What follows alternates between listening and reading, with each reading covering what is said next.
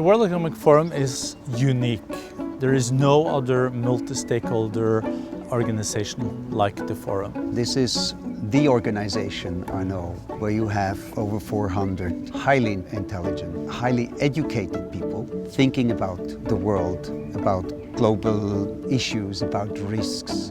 People who are concerned about long-range sustainability, about equality, about human rights. And it's probably the only place we can have the relevant leaders across geographies and across different groups of decision makers come together in one place and discuss the issues. There is no organization in the world which has such a great future as we have. Because we fit exactly into what the world needs today. Almost every project or every meeting that we have requires full collaboration of all of our offices. You start to see even a bigger impact. And then to hear stories, what others are doing, and you're going, wow, I didn't even know I was part of that. I don't think it's for everyone. I really think that it's for essentially self-starters. You need to be happy in a fast-paced environment. You need to be happy, in fact thrive on ambiguity. If you view change as something that exhilarates you, rather than something that frightens you, it may be a great place and a place where you can not only fit in, but really contribute. You need to be comfortable working across cultures, working across various people with various motivating factors. You get that combination of policy, of the public side through nonprofits, through the non-governmental organizations, together with the corporate side, then something really great can happen. It's a fascinating organization which allows everybody to be stretched and to deliver. And not only to develop yourself, but to do something for mankind.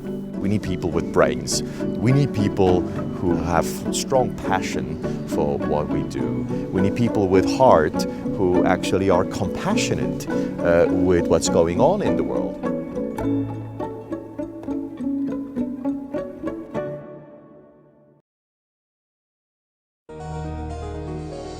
Our world. 6 continents.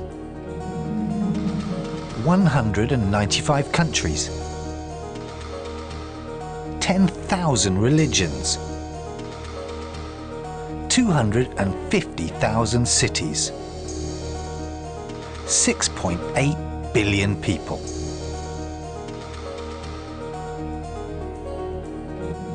And one economic problem. In this series, we're going to find out more about it and why we have it and what we do to fuel it and different ways to deal with it.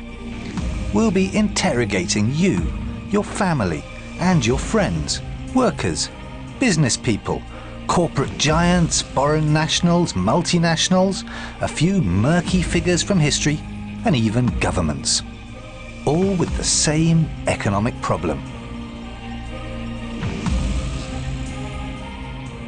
What do we want?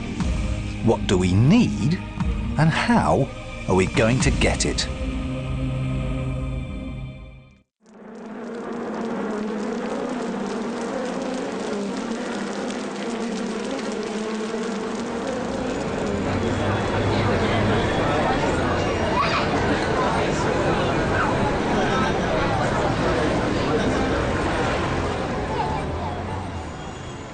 Much like these ants, we live in a world where we work together and compete with one another for the resources we need to build and sustain our lives.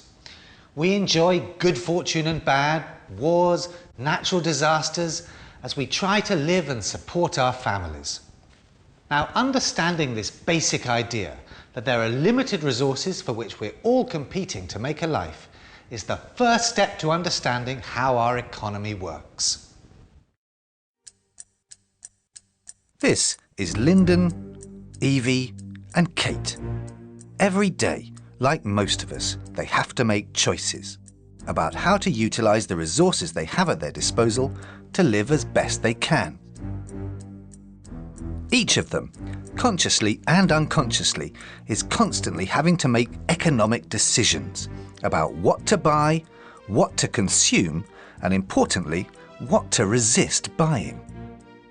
These decisions are necessary because their resources are scarce, but their needs and wants are practically unlimited. And in the most basic sense, this is what economics is all about. Like us, every day, they have to confront the fundamental economic problems of scarcity, choice, and something called opportunity cost. Understanding these concepts is fundamental to the economic way of thinking. More than ever before in history, the human race is having to confront this age-old economic problem. Resources are scarce, but our wants are unlimited. To illustrate just how pressing the economic problem is, now more than ever before, let's look at our history on this planet. Mankind has existed for around 100,000 years, and it took this long, up until the year 1900, for the human population to grow to 2 billion. But then, in the next 100 years, the world's population tripled to 6 billion. In fact, estimates suggest that the world's population will reach 10 billion within the next 50 years. Now, 10 billion people, each with a constantly evolving list of wants and needs. Well, you do the maths, but to me, that's pretty much unlimited.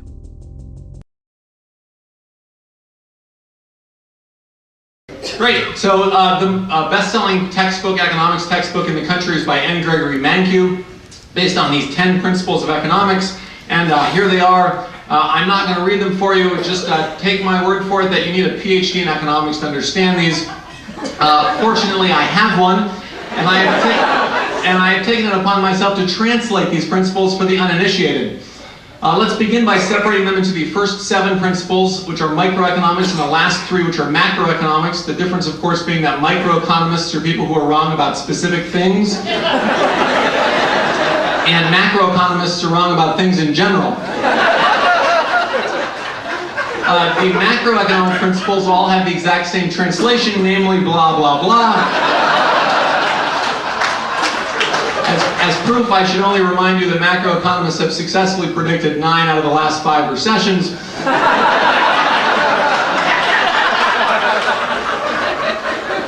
And as further proof, we can now go up 1 font size.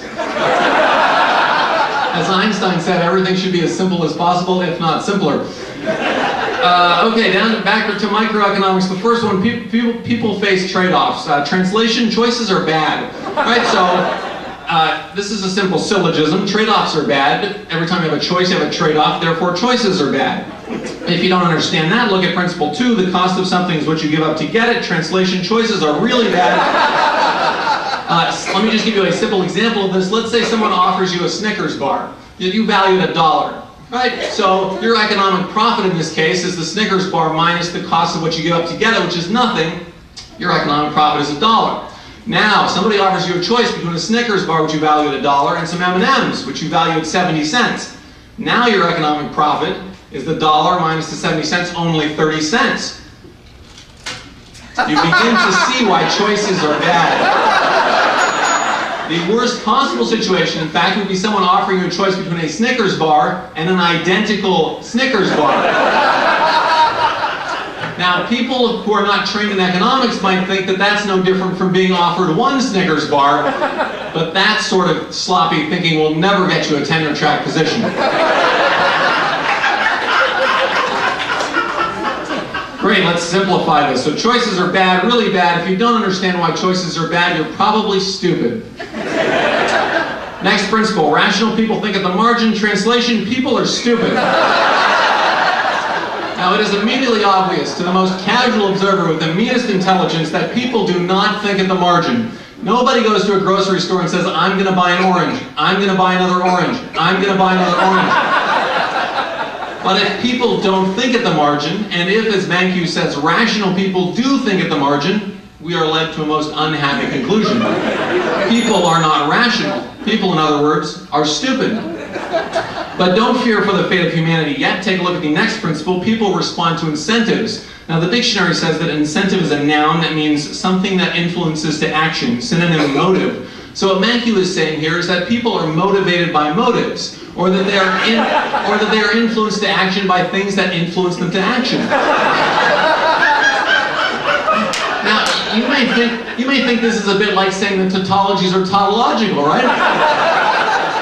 I mean, people would have to be pretty stupid to be unmotivated by motives, or to be influenced to inaction by things that influence them to action, right? But remember principle 3, people are stupid.